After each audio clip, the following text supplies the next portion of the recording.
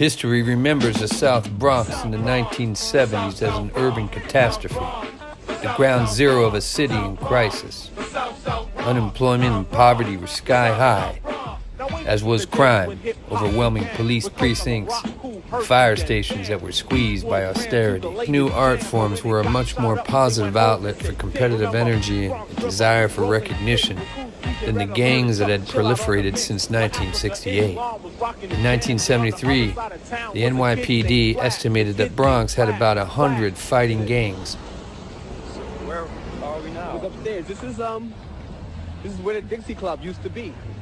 The Dixie Club. Yeah, right here on Freeman Street. But by then, the gangs were waning, fragmenting, moving on. Something new was brewing. For a club in the general area.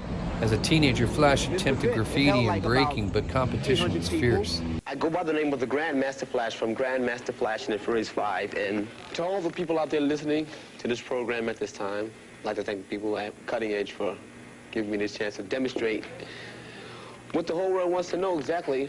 What is break mixing? Well, what I'm about to do is to demonstrate to you, as the creator of the break mix, what a break mix is broken down into terms. And it goes something like this. I was so whacked, he says. He vowed to become a DJ the night he first saw Herc in action. First of all, at Cedar Park on May 25th, 1974. A break mix, you must have something that will reduce drag, which can either be paper or felt. I use either or.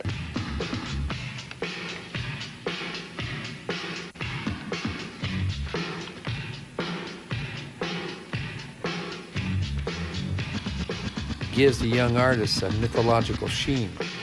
Right there, that's what we call scratch phase. Actually being on the beat itself and manipulating my wrists back and forth. They were asserting their identities at a time and when it seemed like the city didn't care if they lived or died. Hip-hop's message, says Flash, is very simple and very powerful. We matter. We stand for something. Joseph Sadler, the kid who became Grandmaster Flash, was born to Bajan immigrants in 1958. Before hip-hop was a genre, it was a way of saying genre didn't matter. A new dance floor ideology. The official birthplace of hip-hop is an apartment building on 1520 Sedgwick Avenue in the West Bronx. That 18-year-old Grandmaster Flash played to a couple of 100 fellow teenagers at a back-to-school party. This small party is considered the first domino in a chain that would create a billion-dollar art form and permanently transform U.S. culture. Grandmaster Flash was more than just a musical icon. He was history.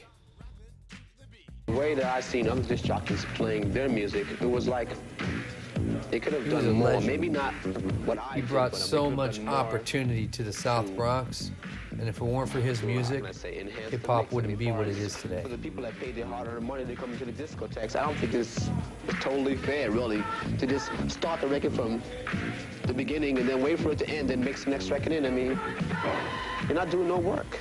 I mean, if you're gonna do work, do work. You know, try different things. And I took a risk, really, just trying something new, really, not knowing where it was gonna really take me.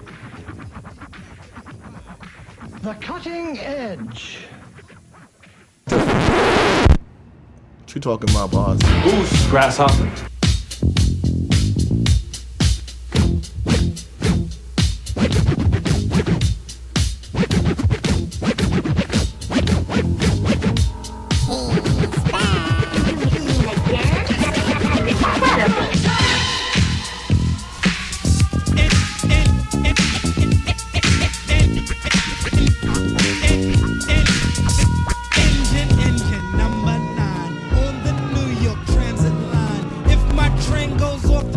Pick it up.